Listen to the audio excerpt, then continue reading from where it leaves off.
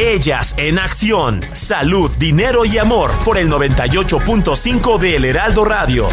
Parril Santos Coy, él es director general y fundador de Bursamétrica, economista, analista, uno de los más acertados que hay en el país. Muy buenas noches, Ernesto, qué gusto saludarte como siempre. Buenas noches, Romina, Marlena, buenas noches a todos. Gracias, Ernesto. Y estamos viendo que este conflicto entre Israel e Irán puede tener un efecto positivo en los precios del petróleo, sin embargo, también podría incidir en un aumento en la inflación. ¿Cómo estás viendo tú este posible impacto en la economía mexicana? Bueno, pues para daros una idea, viendo los precios del petróleo tejano, WTI, estaba en $60 hace unos cuantos días y pues está tocando $73 por barril. Bueno, este incremento pues de casi 15% en los precios del petróleo también repercute en precios de gas, pues seguramente sí va a generar una mayor inflación a nivel mundial. Estamos en un entorno en el que la política comercial del señor Trump, los aranceles, sí están desquiciando las cadenas de suministro y están generando una inflación que todavía no se ve en los últimos datos que conocemos de mayo, pero que sí pues, va a reflejar esa mayor inflación. Para el caso de México, pues México es un importador neto de hidrocarburos. Ya no somos aquella potencia exportadora, incluso con la política de orientar actividad de hidrocarburos hacia la refinación, pues hemos ido exportando cada vez menos crudo, ya estamos abajo de 1 millón de barriles diarios y pues más bien estamos importando porque tampoco las refinerías han podido despejar, ni lo podrán despegar. Pues entonces estamos importando más y más y más gasolinas y entonces el efecto neto, en lugar de ser benéfico para las finanzas del país, más bien son perjudiciales, ¿no? Y también implican una mayor inflación importada con este conflicto de Israel e Irán. Ernesto, se habla de, por supuesto, el conflicto bélico, el petróleo, la inflación, que las tasas de interés ya no van a bajar como se esperaba. ¿Cómo afecta todo esto a los mexicanos, al bolsillo de los mexicanos? ¿Por qué debe de ser o por qué nos debe de importar tanto esta situación? Básicamente porque nos afecta en los bolsillos, ¿no? En México las mercancías se distribuyen principalmente a través de los camiones, ¿no? De los transporte terrestre. Y casi todo pues se hace a través de unidades que todavía utilizan gasolinas. Y si las gasolinas importadas van a ser más caras, pues el gobierno mexicano pues no va a tener otra que permitir que suba el precio de la gasolina y entonces vas a tener ahí un elemento adicional que va a generar mayor presión inflacionaria.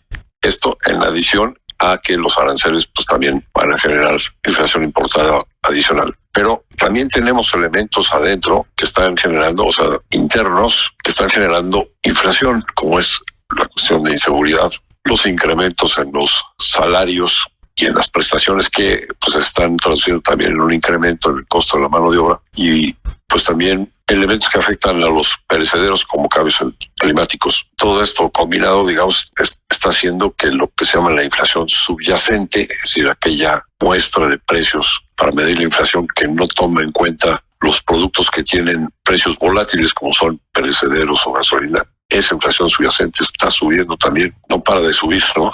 Y entonces eso hace difícil que el Banco de México esté todavía bajando tasas de interés, o no difícil, sino cuestionable, porque están bajando las tasas de interés muy rápido. Sí es cierto, cuando subieron las tasas y las llevaron al 11.25 se les pasó la mano. Hoy que estemos entre el 8, 8.5, bueno, pues es una tasa de interés menos restrictiva, pero no puede seguir bajando tasas medio punto cuando la inflación está subiendo, ¿no? La credibilidad del Banco de México pues estaría en entredicho. Incluso pues ha habido algunas declaraciones de miembros de la Junta de Gobierno del Banco de México diciendo que ya en las siguientes sesiones de Junta de Gobierno, la próxima está calendarizada para el 26 de junio, muy probablemente no veamos una decisión unánime de bajar tasas, sino que habrá pues voces que están diciendo pues ya no hay que bajar tan rápido la tasa porque todavía vienen presiones inflacionarias más fuertes tanto de adentro como de afuera. Sobre todo con este aumento en los precios del petróleo, Ernesto, y esta alza que estamos viendo en los últimos días,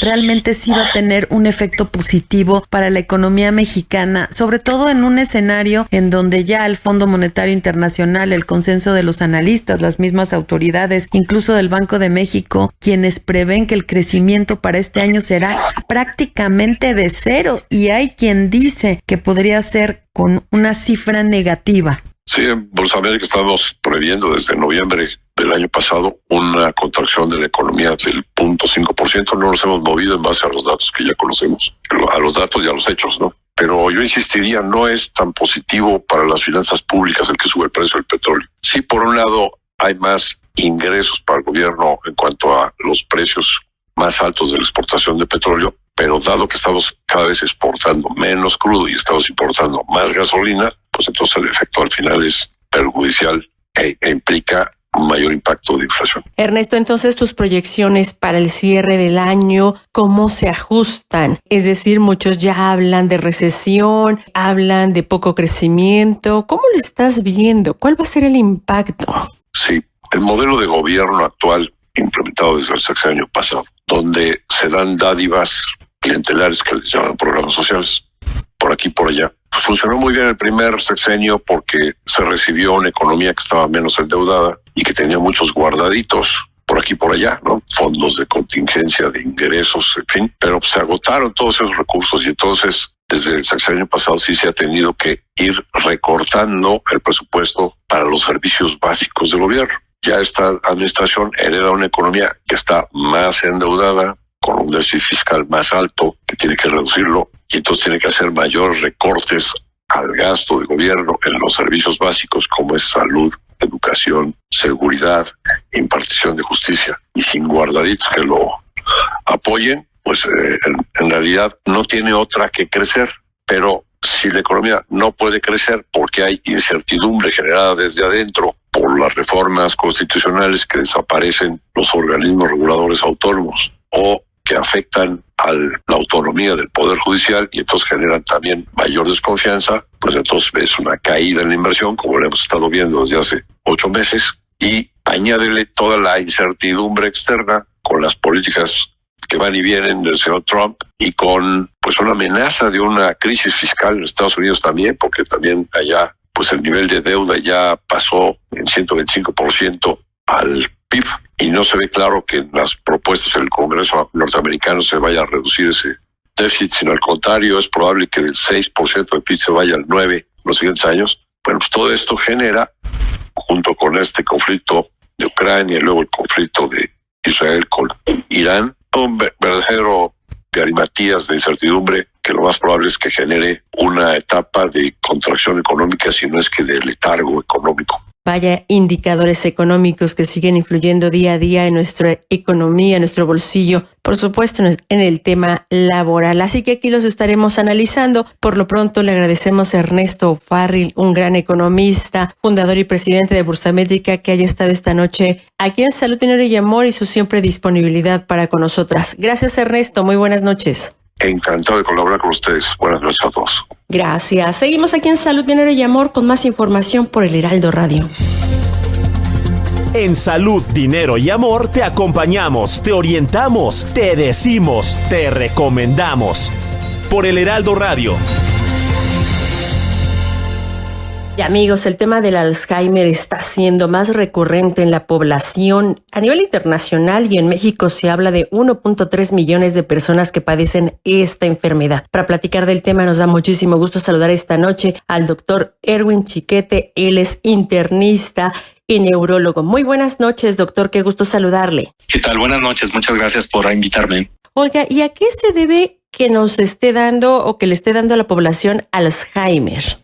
Bueno, el Alzheimer es una enfermedad que se considera multifactorial, o sea, hay un componente genético, pero también hay un componente ambiental en este padecimiento, y esto es algo muy importante, es decir, el 90% de los pacientes, quizá más, tienen una combinación entre algo de predisposición genética, pero mucho de cómo llevamos nuestra vida a lo largo del tiempo. Y por otro lado, el 10% son pacientes que tienen un componente genético más poderoso. Generalmente esas pacientes son aquellos que presentan la enfermedad de Alzheimer a un inicio más temprano, es decir, antes de los 50 años de edad, versus las personas que más frecuentemente vemos, que son las personas que presentan Alzheimer incluso ya después de los 65 años de edad. Entonces es una combinación entre genes y medio ambiente.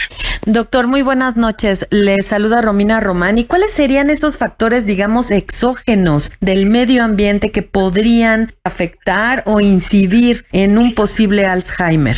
Sí, se han identificado varios, entre ellos la diabetes, la hipertensión, la obesidad, el sedentarismo como factores contribuyentes, pero fíjense que dos son los más importantes. Uno de ellos es la edad, por supuesto, a más edad hay más riesgo de tener esta enfermedad, y dos, la educación. Y esto es fundamental. Los pacientes que tienen menos años de educación formal en la escuela tienen más riesgo de tener enfermedad de Alzheimer, y eso es algo muy importante porque a veces creemos que la educación pues se puede llevar fuera de la escuela o bien que se puede llevar en un entorno posterior a la niñez, pero la verdad es que los años de escuela en las etapas más jóvenes son fundamentales para la prevención de enfermedad de Alzheimer. Entonces los dos factores de riesgo más importantes son la edad y la educación. Se considera también en algunas publicaciones que el sexo femenino, las mujeres, tienen más riesgo, pero cuando se hacen estudios ajustando por escolaridad, lo que se ve es que en muchas poblaciones, como es la mexicana, muchas mujeres no estudiaron tantos años porque no tuvieron acceso a la educación como sí muchos hombres, y por lo tanto hay ese sesgo, es decir, hay mayor proporción de mujeres con la enfermedad de Alzheimer que los hombres, pero se considera que no tiene algo que ver con biología, sino más bien con educación escolar. Doctor, sin embargo, hay grandes empresarios, científicos que les da y que incurren en el Alzheimer. ¿Esto pues es un poquito medio contradictorio o cuáles serían las consecuencias? Sí, bueno, la enfermedad de Alzheimer le puede dar a cualquier persona, incluyendo personas con alto nivel educativo o con alta demanda mental, alta demanda cognitiva. En realidad no es exclusiva de personas con baja escolaridad, baja educación o que a lo mejor no son tan exitosos en la vida. Lo que pasa es que sí ocurre con mayor frecuencia en personas con baja escolaridad, pero nosotros vemos grandes empresarios, gente que incluso tiene doctorado, profesores universitarios de posgrado que tienen la enfermedad de Alzheimer, pero allí son otros los factores que intervienen. Como decíamos, la enfermedad de Alzheimer no se debe a un solo factor, excepto en los casos que está genéticamente determinada, que es menos del 10%. En más del 90% de los pacientes no se debe a un solo factor, sino a la combinación de hechos que, como decíamos, tiene que ver con qué tan sana vivimos nuestra existencia, obviamente algo de predisposición genética, la educación, etcétera, etcétera. Entonces, son varios los factores a los que se puede deber eso. ¿Qué presumimos o qué asumimos? Que una persona con alto nivel educativo, que a lo mejor son empresarios o exitosos o profesores de universidad que tienen la enfermedad de Alzheimer, pues en ellos hay otras explicaciones diferentes a la educación que tienen que ver con sus factores de riesgo: tabaquismo, ya decíamos, obesidad, dislipidemia, es decir, colesterol alto, presión alta, glucosa alta, todo ello, o una carga genética más importante, todo ello puede condicionar el riesgo de enfermedad de Alzheimer. Doctor, ¿y cuáles serían los primeros síntomas o qué podemos tomar como cuestiones de alerta que se deben de atender prácticamente de inmediato? Y yo agregaría, doctor, hay avances importantes para detener el Alzheimer. ¿Cómo están estos tratamientos? Sí, ahora que ya tenemos medicamentos que están muy cercanos a ser aquellos medicamentos que modifiquen la historia de la enfermedad, es decir, que puedan detener o por lo menos enlentecer sustancialmente el progreso de la enfermedad, pues entonces ahora se hace más importante que tengamos una detección oportuna. Y por eso y por otras razones, porque también es importante que tengamos la detección oportuna para que las personas puedan establecer pues organización al interior de la familia apropiada. Imagínense una persona que está empezando con enfermedad de Alzheimer y que todavía toma decisiones empresariales o decisiones económicas en la familia, puede cometer errores graves que pueden llevar a la bancarrota a la familia. Entonces sí que es importante la detección oportuna. ¿Cuáles son los primeros signos? Pues bueno, la enfermedad de Alzheimer es una enfermedad que es biológicamente determinada y que el deterioro cognitivo es la etapa final de la enfermedad de Alzheimer. Ojo con esto. Es decir, antes no da síntomas la enfermedad. La enfermedad de Alzheimer ocurre como consecuencia de la acumulación de dos proteínas tóxicas en el cerebro, beta amiloide y proteína tau. Las dos se van acumulando a lo largo de décadas, de muchos años, y hasta que llega un punto en que esas proteínas tóxicas matan suficientes neuronas, es que la persona empieza a tener problemas de memoria reciente, no solamente solamente problemas para concentrarse en algunas cosas, sino genuinamente problemas para retener información reciente, sobre todo más que de datos, de hechos que hizo. O sea, cosas que hizo el paciente, por ejemplo, qué desayunamos en la mañana, con quién hablamos el día anterior, con quién comimos el domingo pasado, aspectos que nosotros hicimos. Sí, por supuesto, también son datos. El problema es que los olvidos de datos son muy comunes si nosotros no prestamos suficiente atención. Entonces, ese no es un dato tan confiable, pero sí olvidos de hechos que nosotros hemos realizado directamente. Otro problema que se puede observar es problemas para el procesamiento de la información, para procesar o razonar alguna información que puede ser compleja, por ejemplo, situaciones de causa y efecto, situaciones que implican el uso de varios datos para llegar a una conclusión. Si vemos que esa persona está teniendo dificultades con algo, procesos mentales que antes sí los hacía con normalidad, pues entonces ya eso también es un aviso de que algo no está bien. Esos son dos principales signos, pero en realidad la enfermedad puede tener muchos más. Doctor, entonces, ¿cada cuándo tendríamos que estarlo checando? ¿Cómo se checa para saber si uno está padeciendo o comienza este tipo de padecimiento llamado Alzheimer? Hasta el momento se está trabajando en algunos biomarcadores para que podamos nosotros hacer pruebas de laboratorio y detectar riesgos, pero eso todavía no está validado en la población sana sin síntomas. Entonces, lo que hasta el momento podemos recomendar, dadas las últimas directrices, es que una persona que está experimentando ya problemas cognitivos, es decir, problemas de memoria reciente, problemas de procesamiento de la información, etcétera, se acuda con el médico neurólogo para que haga una evaluación cognitiva o lo manden a hacer una evaluación cognitiva extensa con neuropsicólogas para que se pueda dar un diagnóstico de que efectivamente está ocurriendo un problema con el procesamiento de la mente de esa persona. Prevención como tal, estrategias de prevención no tenemos efectivas al 100%, pero sí, obviamente, la reducción de las exposiciones a factores de riesgo que ya mencionamos van a reducir significativamente los riesgos. No lo nulifican, no lo hace de cero, pero sí sustancialmente mejoramos la probabilidad de que nos pueda dar una enfermedad de Alzheimer. Ya dijimos el control, evidentemente, de la glucosa, de la presión arterial, del colesterol, alejarnos del tabaquismo y de otros vicios como el alcoholismo, etcétera, etcétera. Doctor, tenemos 30 segunditos, pero se habla, no sé si es un mito, sopas de letras. No.